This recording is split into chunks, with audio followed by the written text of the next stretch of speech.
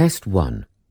You will hear a number of different recordings, and you will have to answer questions on what you hear. There will be time for you to read the instructions and questions, and you will have a chance to check your work.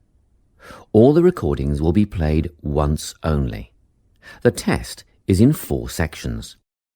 At the end of the test, you will be given 10 minutes to transfer your answers to an answer sheet. Now turn to Section 1. Section 1. You will hear a conversation between a clerk at the inquiries desk of a transport company and a man who is asking for travel information. First, you have some time to look at questions 1 to 5.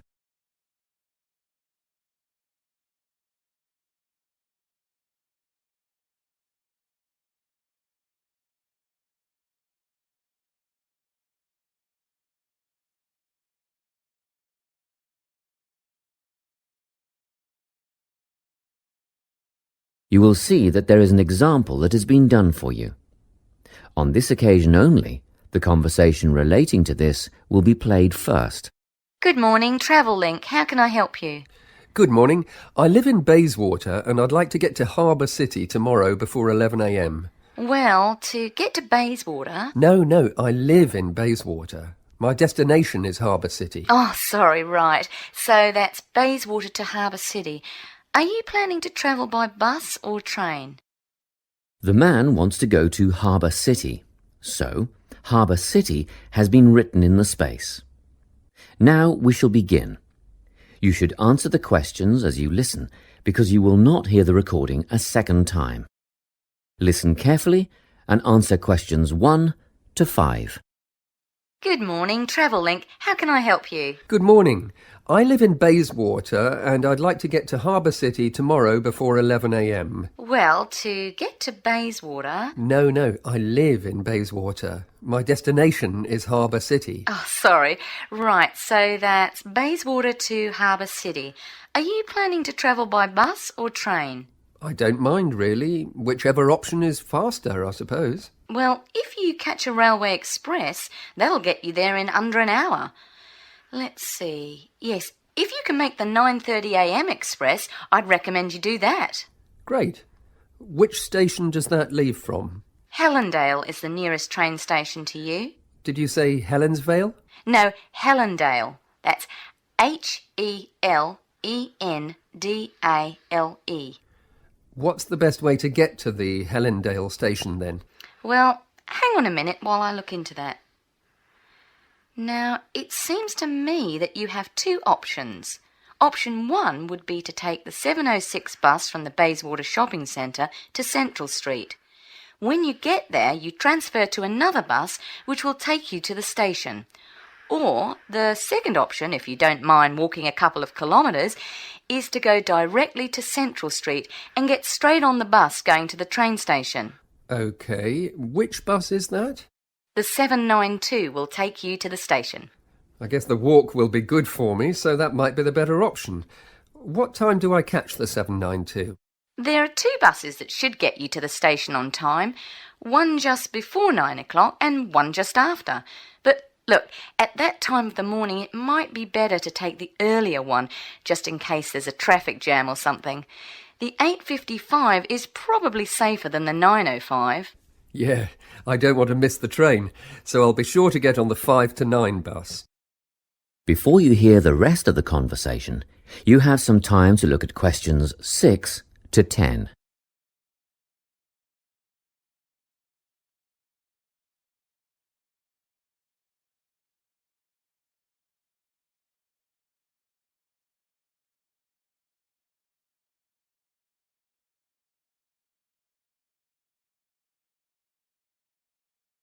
Now listen and answer questions 6 to 10. By the way, how much will I have to pay in fares? Well, you can get a ticket on the bus for $1.80 cash, and you'll need $10 each way for the train. Wait, do you have a Travel Link card? No, but I can get one before tomorrow. OK, well that'll make it considerably cheaper then. The bus will cost $1.50 each way, and the train will be... The train to Harbour City will... Still costs $10 because you'll be travelling during peak hours in the morning, so no savings there, I'm afraid. However, if you could come back at an off-peak time... What does that mean? Well, if you could start your return journey before 5 p.m. or later than 7:30 in the evening... Actually, I wasn't planning on coming back till at least 8 o'clock anyway. Oh, in that case, you can make quite a saving if you use your travel link card. You did say you were planning to purchase one, didn't you? Yes, I'll pick one up later today. Good. That would mean your return train journey would only cost you $7.15 with your card. Thank you. Is there anything else I can help you with? Actually, there is. Do you know if I can use the travel link card on ferries? If you're thinking of the Harbour City ferries that go back and forth between the North and South Bank, those are the commuter ferries, then yes. A one-way trip costs $4.50, but with your card you'd make a 20% saving and only pay $3.55. So $3.55 for the commuter ferry. What about the tour boats? You mean the tourist ferries that go upriver on sightseeing tours? No, they only take cash or credit card. They're not part of the Travel Link company. Oh, I see. I don't suppose you know the cost of a tour? In actual fact, I do, because I took a friend on the trip upriver just last week. We decided on the afternoon tour, and that was $35 each, but I understand that you can do the whole day for $65. Thank you. You've been a great help. My pleasure. Enjoy your day out. That is the end of section 1. You now have half a minute to check your answers.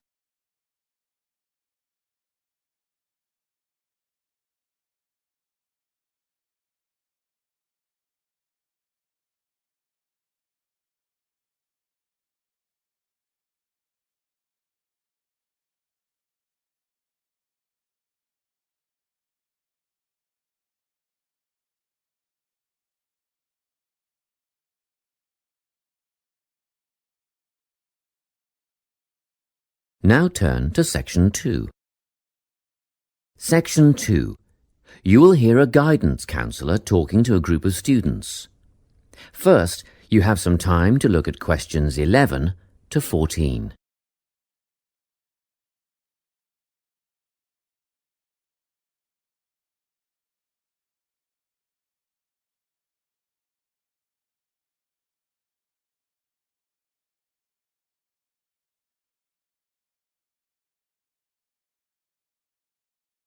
Listen carefully and answer questions 11 to 14. Hello everyone. I'm the Counselling Administrator here at St Ives College, and I've been asked to come and talk to you about our counselling team and the services that we offer. We have 3 professional counsellors here at St Ives, Louise Bagshaw, Tony Denby and Naomi Flynn. They each hold daily one-on-one sessions with students, but which counsellor you see will depend on a number of factors. If you've never used a counsellor before, then you should make an appointment with Naomi Flynn. Naomi specialises in seeing new students and offers a preliminary session where she will talk to you about what you can expect from counselling, followed by some simple questions about what you would like to discuss. This can be really helpful for students who are feeling a bit worried about the counselling process. Naomi is also the best option for students who can only see a counsellor outside office hours. She is not in on Mondays, but starts early on Wednesday mornings and works late on Thursday evenings, so you can see her before your first class or after your last class on those days. Louise staffs our drop-in centre throughout the day. If you need to see someone without a prior appointment, then she is the one to visit. Please note that if you use this service, then Louise will either see you herself or place you with the next available counsellor. If you want to be sure to see the same counsellor on each visit, then we strongly recommend you make an appointment ahead of time. You can do this at reception during office hours or by using our online booking form. Tony is our newest addition to the counselling team. He is our only male counsellor, and he has an extensive background in stress management and relaxation techniques. We encourage anyone who is trying to deal with anxiety to see him. Tony will introduce you to a full range of techniques to help you cope with this problem, such as body awareness, time management, and positive reinforcement. Before you hear the rest of the talk, you have some time to look at questions 15 to 20.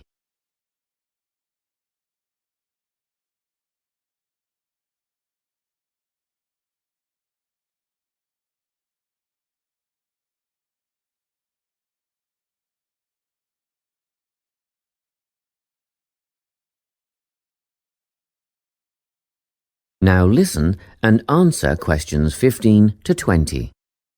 Each semester, the counselling team runs a number of small group workshops. These last for 2 hours and are free to all enrolled students. Our first workshop is called Adjusting. We've found that tertiary education can come as a big shock for some people.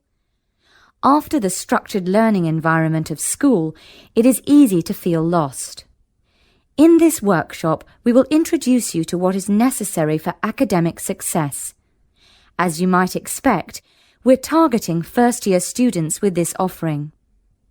Getting organised follows on from the first workshop. Here, we're going to help you break the habit of putting things off, get the most out of your time, and discover the right balance between academic and recreational activities. With Getting Organised, we're catering to a broader crowd, which includes all undergraduates and postgraduates. Next up is a workshop called Communicating. The way people interact here may be quite different to what you're used to, especially if you've come from abroad. We'll cover an area that many foreign students struggle with: how to talk with teachers and other staff. We'll cover all aspects of multicultural communication. International students tend to get a lot out of this class, so we particularly encourage you to come along. But I must say that sometimes students from a local background find it helpful too. So, everyone is welcome. The Anxiety Workshop is held later on in the year and deals with something you will all be familiar with: the nerves and anxiety that come when exams are approaching. Many students go through their entire academic careers suffering like this, but you don't have to. Come to this workshop and we'll teach you all about relaxation and how to breathe properly, as well as meditation and other strategies to remain calm. We've tailored this workshop to anyone who is going to sit exams. Finally, we have the Motivation Workshop. The big topic here is how to stay on target and motivated during long-term research projects. This workshop is strictly for research students, as less advanced students already have several workshops catering to their needs. Well, that's it. Thanks for your time. If you have any questions or want more information about our services, do come and see us at the counselling service. That is the end of section 2. You now have half a minute to check your answers.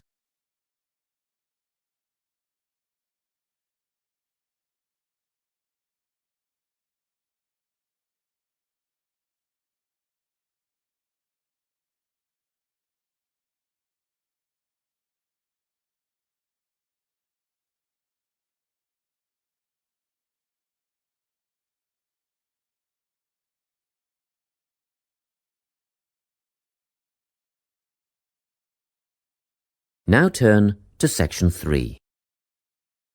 Section 3. You will hear a conversation between a tutor and 2 students who are preparing for an English literature test. First, you have some time to look at questions 21 to 24.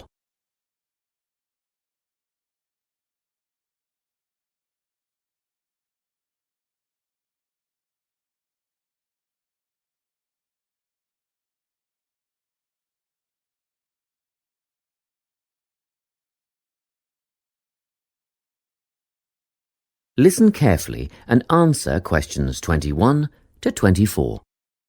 Hello, Lorna, Ian. Glad you could make it. You're the only 2 who put your names down for this literature tutorial, so let's get started, shall we? I want to run over some aspects of the novel The Secret Garden with you before the test next week. Be sure to take some notes and ask questions if you need to. Hey, Lorna, have you got a spare pen? Sure, here you are. OK. So, the story follows two key characters. You should refer to them as protagonists, who go by the names of Mary Lennox and Colin Craven. The story is set shortly after the turn of the 20th century, and the narrative tracks the development of the protagonists as they learn to overcome their own personal troubles together. That's quite a common storyline, isn't it? Yes, you're right, Lorna. So, what can you tell me about the character of Mary? Well, in the beginning, she is an angry, rude child who was orphaned after a cholera outbreak and forced to leave India and move to the United Kingdom to her uncle's house in Yorkshire. That's right. And there she meets Colin, who spends his days in an isolated room, believing himself to be permanently crippled, with no hope of ever gaining the ability to walk. The two strike up a friendship, and gradually learn, by encouraging each other, that they can both become healthy, happy and fulfilled in life. Will we need to remember a lot of these details for the exam? Just the basic outline. Examiners don't want to read a plot summary. They know what the book is about. Focus on narrative techniques instead, such as point of view. What's that mean? It's all about how we see the story. This story, for example, is written from the perspective of what is called an omniscient narrator. Omniscient means all-knowing. So, as readers, we get to see how all the characters feel about things, what they like and don't like, and what their motivations are in the story.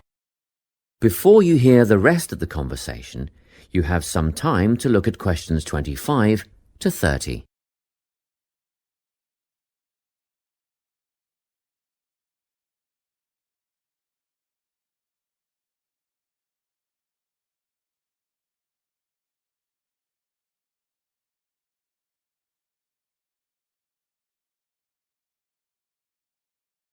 Now listen and answer questions 25 to 30.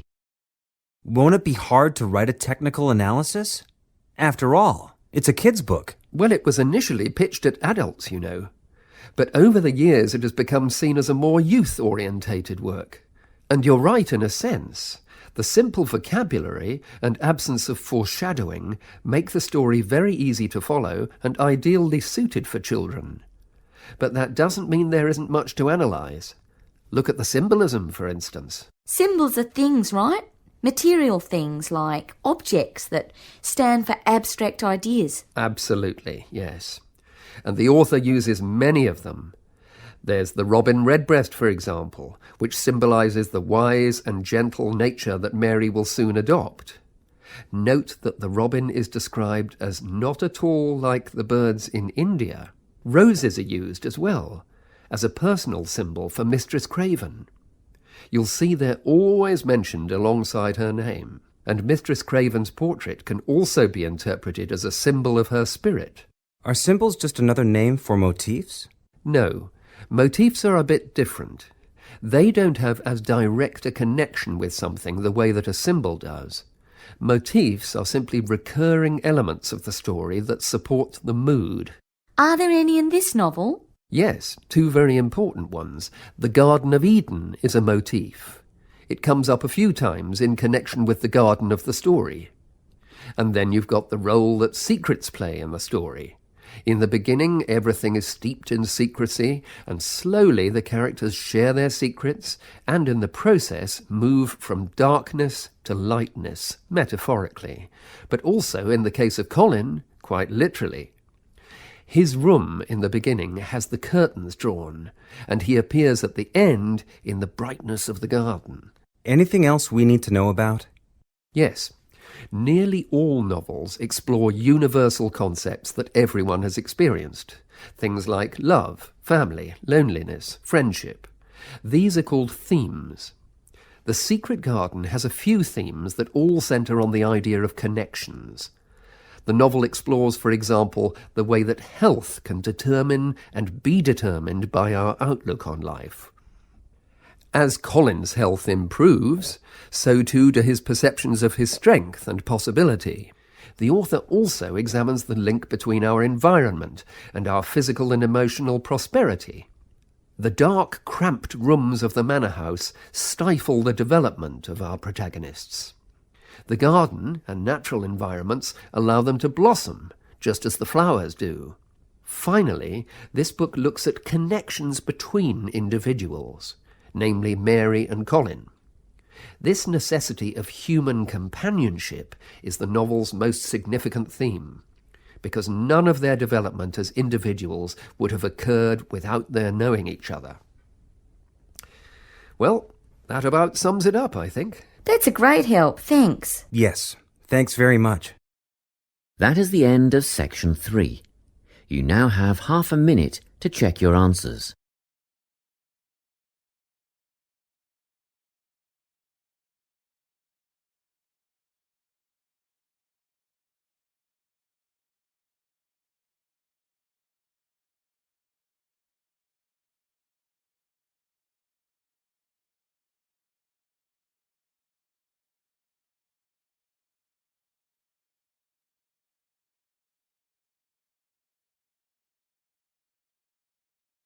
Now turn to section 4. Section 4. You will hear a talk on the topic of time perspectives. First, you have some time to look at questions 31 to 40.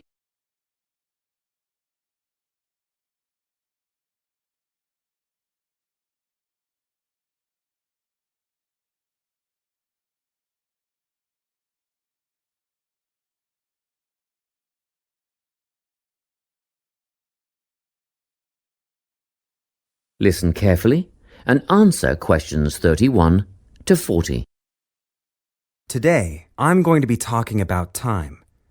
Specifically, I'll be looking at how people think about time and how these time perspectives structure our lives. According to social psychologists, there are 6 ways of thinking about time, which are called personal time zones. The first 2 are based in the past. Past positive thinkers spend most of their time in a state of nostalgia, fondly remembering moments such as birthdays, marriages, and important achievements in their life. These are the kinds of people who keep family records, books, and photo albums. People living in the past negative time zone are also absorbed by earlier times, but they focus on all the bad things, regrets, failures, poor decisions. They spend a lot of time thinking about how life could have been. Then, we have people who live in the present. Present hedonists are driven by pleasure and immediate sensation. Their life motto is to have a good time and avoid pain. Present fatalists live in the moment too, but they believe this moment is the product of circumstances entirely beyond their control. It's their fate, whether it's poverty, religion, or society itself. Something stops these people from believing they can play a role in changing their outcomes in life. Life simply is, and that's that. Looking at the future time zone, we can see that people classified as future active are the planners and go-getters. They work rather than play and resist temptation. Decisions are made based on potential consequences, not on the experience itself.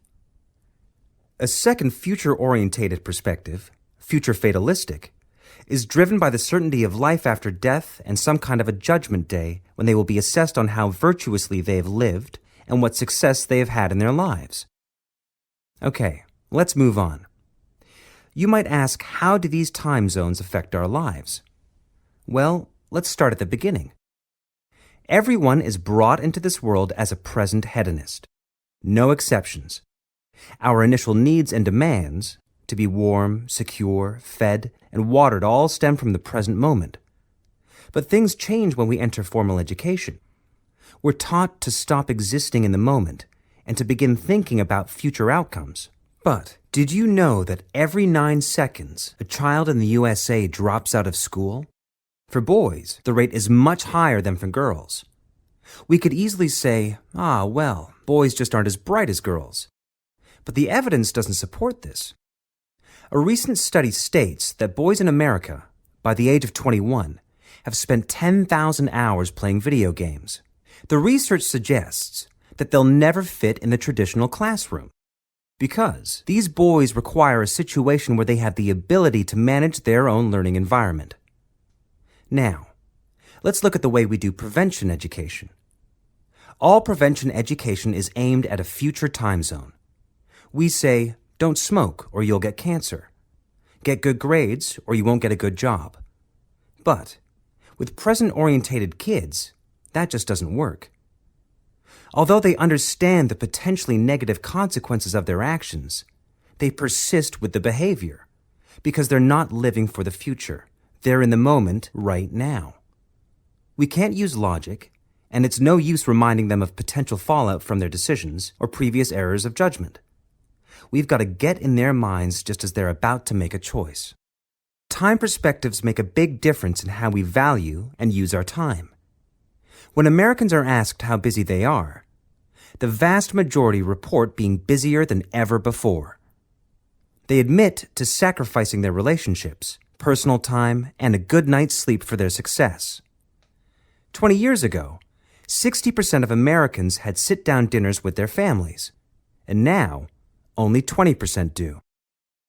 But when they're asked what they would do with an 8-day week, they say, oh, that'd be great. They would spend that time laboring away to achieve more. They're constantly trying to get ahead, to get toward a future point of happiness.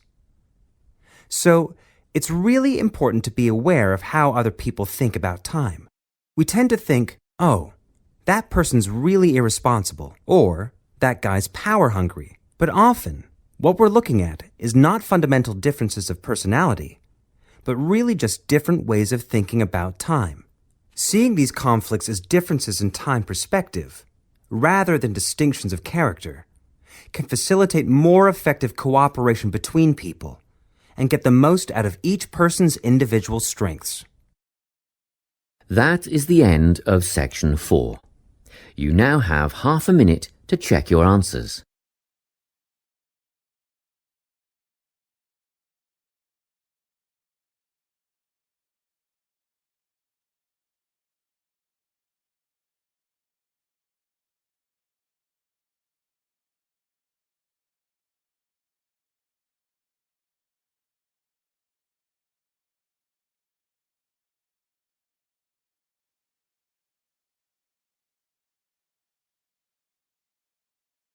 That is the end of the listening test.